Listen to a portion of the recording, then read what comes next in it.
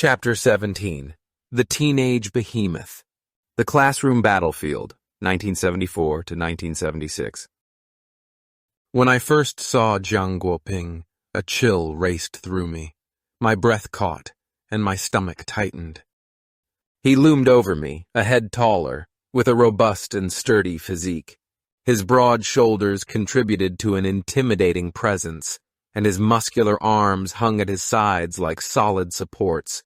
His neck was almost as thick as his head, reflecting his strength. Even though he was only 16, his face exuded a sense of wisdom, with skin etched by youthful trials and some deep lines, resembling a story woven by time. It was more than just his stature. It was his commanding presence, imposing, fearsome. As I later watched Shaquille O'Neal rule the basketball court for the Lakers, I couldn't help but think of Jiang Guoping, the immense Jiang Guoping. On his first day, Mr. Xiao introduced him to the class. Jiang entered, his deep dark eyes surveying the room, expressionless and inscrutable.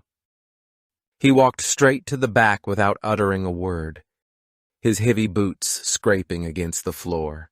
Upon reaching my desk, he paused, turned, and cast a lingering look my way. It wasn't quite a glare, more like a silent challenge, gauging my response. Then, with a smirk of quiet disdain, he dropped onto the shared wooden bench beside me. His presence caused the floorboards to tremble and the desks in front of us to rattle. I stayed quiet, pretending to be indifferent. He seemed to acknowledge this, but didn't press on. At least not yet. Instead, he spent the class shifting restlessly, the tension between us as thick as smoke. For 2 days he complied. The police, school leaders, and teachers had all warned him. This was his final opportunity. He listened, or at least feigned it. He didn't even carry a school bag. He merely sat through classes like a trapped animal, waiting. I could sense it. We both observed, calculated, and assessed each other's strength, gearing up for what was to come. And then it occurred. It began with a simple flick of the wrist. During a class meeting, he slouched in his chair, his expression blank, with boredom simmering just below the surface. Gradually, he retrieved a crumpled piece of paper from his pocket, flattened it out, and meticulously folded it into a firm square. He sent it sliding across the desk with his sturdy fingers, only to flick it back again. This cycle continued. The sharp thwack of the paper hitting wood grated on my nerves. "Stop that," I muttered. Jiang barely spared me a glance. He flicked the paper again. I exhaled slowly. "Keep calm." "You're disturbing the class," I warned him. He turned his head slightly, observing me from the corner of his eye. A smug gleam crossed his face, and his lips formed a slow, deliberate smirk. Then, with feigned indifference, he flicked the paper again this time, aiming it at me. I caught it in midair. Jiang blinked in surprise. For a moment, he hesitated before reaching out to snatch it back. I slapped his hand away. His amusement vanished. His brows knitted together, and in the next instant, his massive hand broad and calloused like a bear's paw swung toward my face.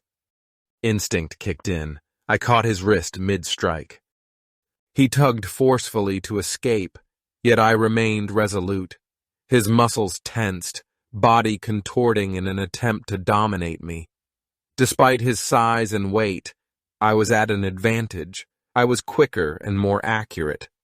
His sheer strength couldn't break my grip. Frustration darkened his expression. With a sudden burst of energy, he lunged upward, trying to shake me off. I stood with him, shifting my grip, twisting his wrist just enough to force him still. His breath came in heavy, labored bursts. We stayed locked in that silent struggle for a long moment, the tension palpable. Then, as anger ignited in his eyes, I took an unexpected action.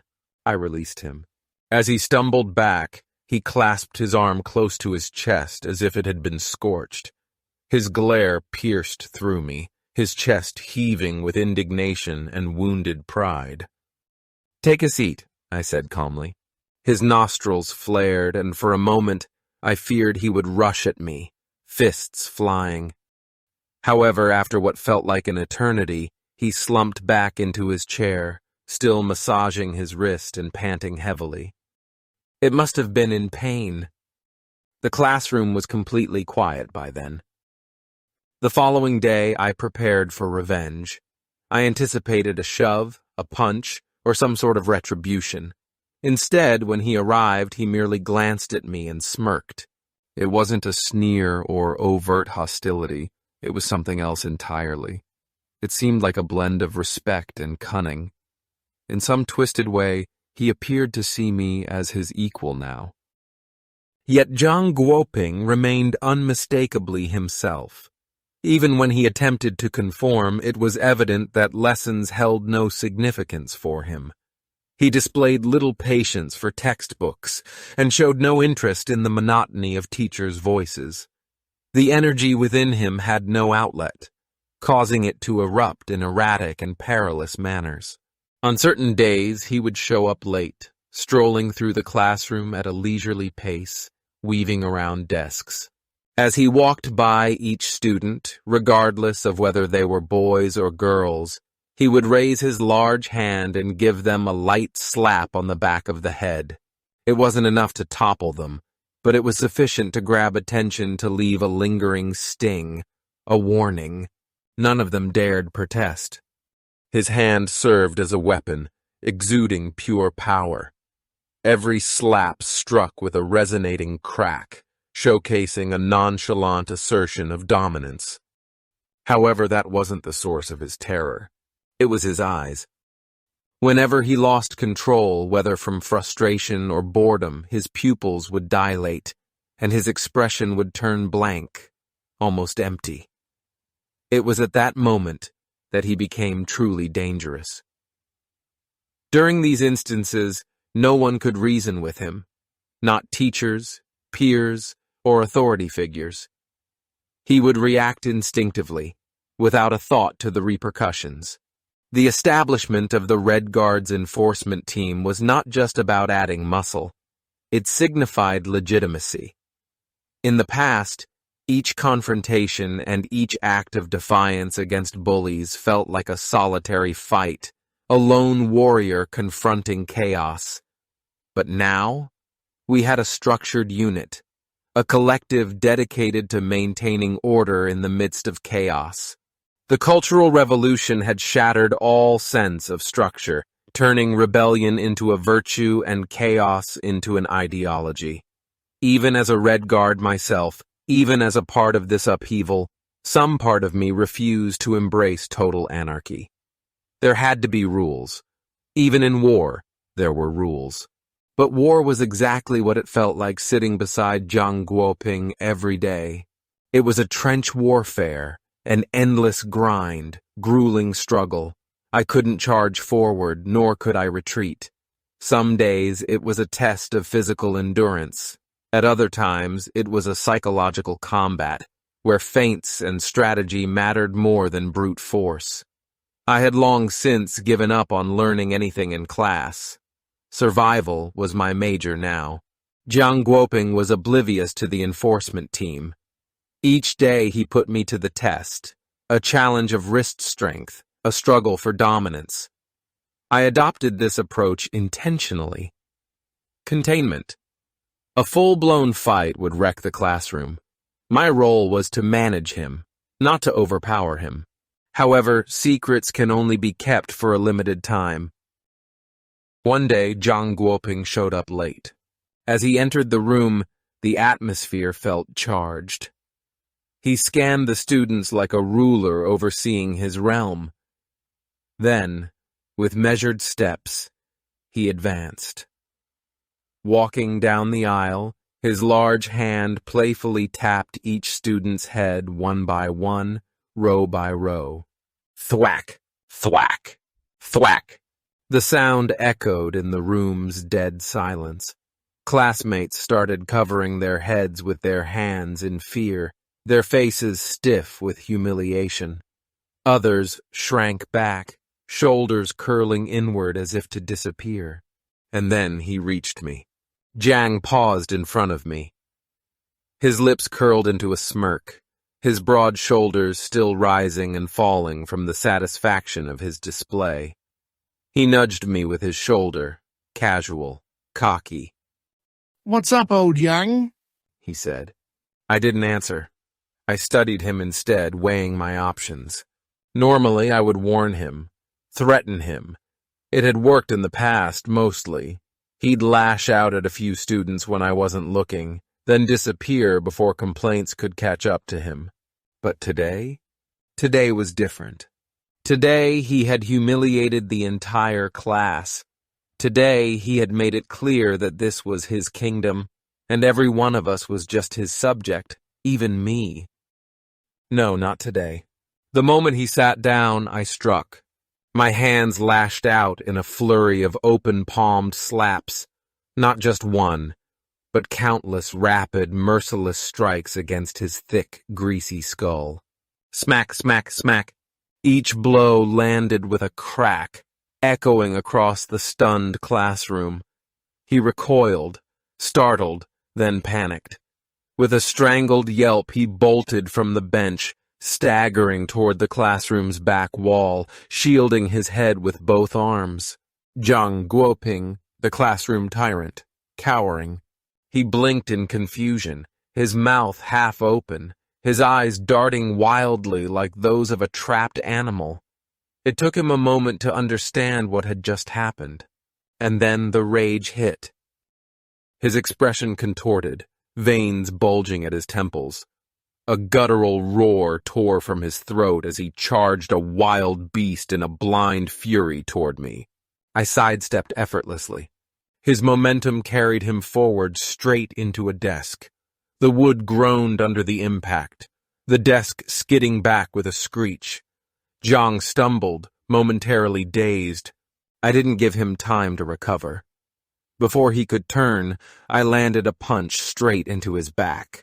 He lurched forward, gasping, and that's when I heard it, the chorus of gasps from the class.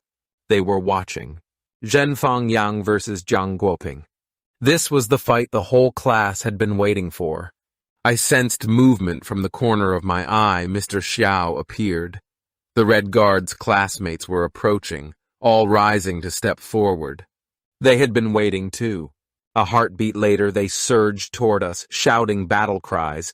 Zhang Guoping was still hunched over, trying to gather himself. But he saw it. He saw them coming. It was a chaotic scramble, limbs flailing, desks rattling, and grunts and scuffles filling the air. He fought like a cornered beast, but it was no use. His so-called bear paws were pinned, his massive frame locked down under sheer numbers. He felt overwhelmed and powerless for the first time in a classroom. He dared to mess with old Yang. Unbelievable, picking a fight with the wrong person. Did he think we'd just stand by and watch? The 7th class Red Guards aren't pushovers. The students taunted, their voices rising as they reveled in the scene. I sensed their anxiety. For many, this was a new experience. We confronted a bully who had haunted the classroom without fear for far too long. Yet, at this moment, we held the reins. In a quick strategic move, we pulled Zhang Guoping into the interrogation room next to our classroom. The door slammed shut behind him, cutting off the disorder as the teacher continued the lesson. Silence filled the space. The typical chatter and rustling of students had vanished. Everyone realized that a new order was established. Calm had returned. Once our classroom returned to order, I began planning to grow our enforcement team, aiming to engage other classes in patrolling the entire school during class meetings. In just a few months, our hard work yielded remarkable results. The atmosphere shifted. Law and order slowly returned to our once chaotic campus. One afternoon after school, I entered the teacher's office to get some teaching materials. As soon as I did, spontaneous applause erupted from the teachers, who were full of warmth and enthusiasm. Several female teachers were so touched that tears streamed down their faces. Ms. Liu, our Chinese teacher, came to greet me, still sobbing gently. Thank you, Zhenfeng Yang. Ms. Liu exclaimed, her voice trembling. You've faced many challenges. Your support for us teachers meant the world. You're making a real difference.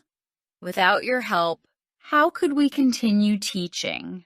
We would have been vulnerable to abuse at any moment.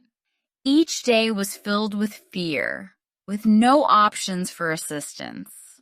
But now, with your Red Guards enforcement team, we finally have some support and feel safe again. Beside her, Ms. Fang, our English teacher, nodded tearfully, adding softly, You've given us back our classroom. Mr. Xiao stood nearby, giving a solemn nod of approval. He placed a reassuring hand on my shoulder, his eyes reflecting quiet pride. You all managed well, He said firmly. With troublemakers like these, sometimes force is the only language they understand. Their sincere gratitude stirred something profound within me. At that moment, it dawned on me clearly. I was not only fighting for myself and my classmates, but I was also fighting for law and order itself. Sitting next to Zhang Guoping daily felt like fighting a constant battle. In each class, I mentally geared up for combat. Stay vigilant, guard myself, attack first. These ideas echoed in my mind like a battle cry. Sometimes a chilling thought would creep into my mind late at night. Last time, Zhang Guoping nearly beat someone to death. What if next time that one extra blow lands on my head? It wasn't paranoia, it was reality. Zhang Guoping was my constant shadow, an uninvited enemy, a bodyguard I never wanted. Therefore, I took extra steps to protect myself. I started carrying a long dagger concealed in my coat, just in case. Of course, I kept it from my mother. To her, I remained the perfect student, disciplined, intelligent, and dedicated to my studies. She had no clue that her son had embraced a warrior's code. No inkling that I needed to. This was no longer solely about Zhang Guoping. I had waged too many battles and created too many enemies within and beyond the school. If they ever united against me, I required more than just my fists. I needed a strategic edge for deterrence. Even after being subdued, Zhang Guoping continued his attempts to retaliate, just as he had always done. Yet, I consistently stayed a step ahead. My approach was straightforward. Attack first. Disable him before he has a chance to strike. The moment I sensed aggression, I'd clamp down on his wrist, twist it just enough to make him hesitate. I never gave him a chance to gather his strength. Speed beats brute force, and if brute force was needed, I called in the 10-man Red Guards squad. This was war. War revolved around strategy. Zhang Guoping quickly grasped this truth. He recognized that I was not merely fearless. I was supported. I was not someone he could easily dominate. Behind me loomed a steadfast, silent army. Mr. Xiao, Old Meng, the 10-member Red Guards unit, the school, and the police. An impenetrable stronghold. Gradually, he started to transform. Initially, it was slight. He reduced his noise in class. Then, he even carried a school bag. That's when I started to feel uneasy. Zhang Guoping brought a bag to class? It seemed absurd. What could he put in his bag?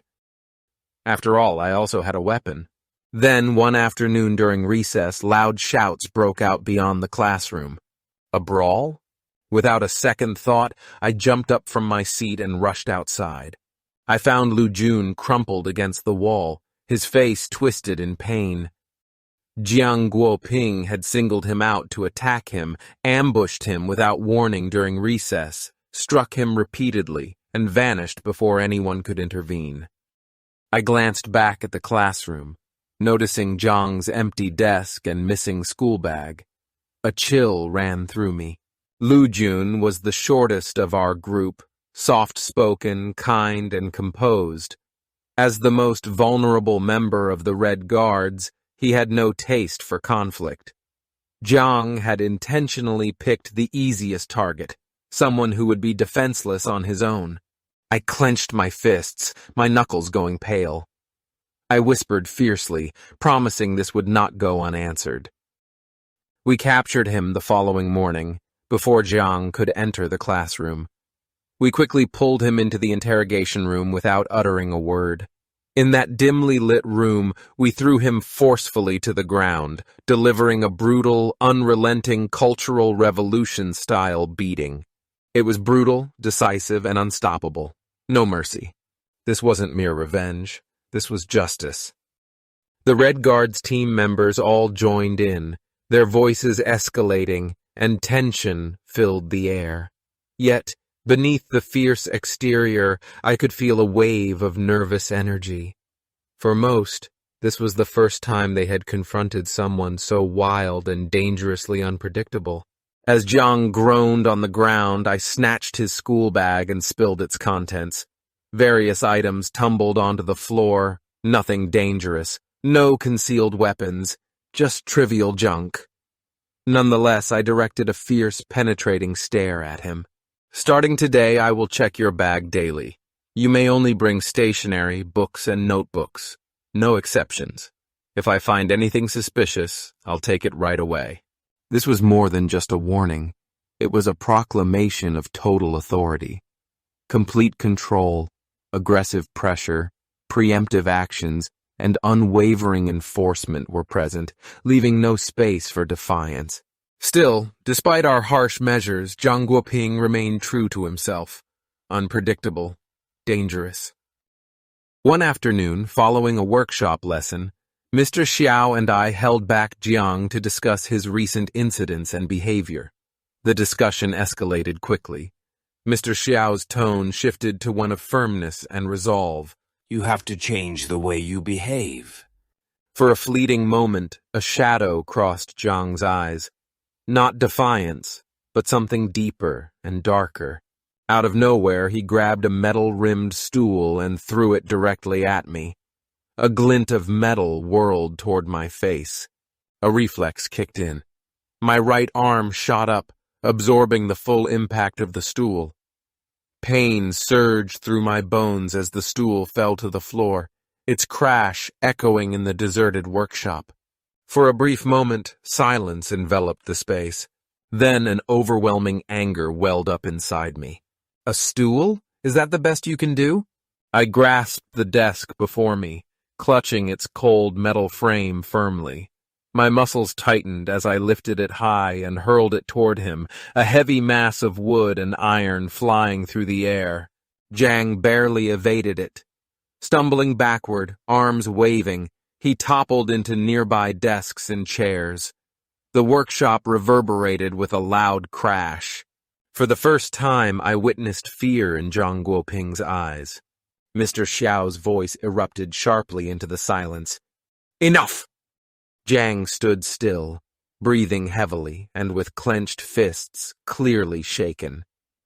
His face contorted in frustration as he tried to understand what had happened. He was meant to instill fear in others, yet now, for the first time, he felt genuine fear himself. Someone just threw a humongous desk at him. That's not fair. He remained lost for a moment and then walked away quietly. Even now, the intense chaos of those years, the twisted revolutionary fervor that turned schools into battlefields, students into combatants, and teachers into captives, still leaves me astonished. It was a period when dignity was worthless and everything was turned upside down. Yet amidst it all, something within me pushed back. A spark of truth persisted, even in the bleakest times. I once came across a line by Pushkin. Yesterday's painful experiences will become tomorrow's sweet memories. But is that truly the case? In 2005, I attended the wedding of Ye Guohua, my closest ally and the bravest fighter from our Red Guards enforcement days in Pudong. He tied the knot 20 years later than many of our classmates, and the celebration marked this significant moment with a grand banquet hall shimmering under crystal chandeliers, buzzing with joyful chatter, and the delightful scent of exquisite cuisine. While I arrived, scanning the tables for my seat, a silver-haired elderly man approached me, beaming and impossible to overlook. Little Yang, ha! Don't you remember me? I paused, unsure. Could this be Ye Guohua's father? Or maybe his father-in-law? I tentatively offered my hand for a handshake, trying to remember who he was. This is Old Meng, a voice whispered next to me. Old Meng, a name from another lifetime. Almost 30 years had passed since I last saw him in high school. Ha! Little Yang, you're still the same. His boisterous laughter filled the hall. Do you recall Jiang Guoping? He was the one who sat right beside you. I was the one who made that seating arrangement back then. Ah, you were amazing during those days. You managed to keep him in check. The 7th class Red Guards were truly remarkable.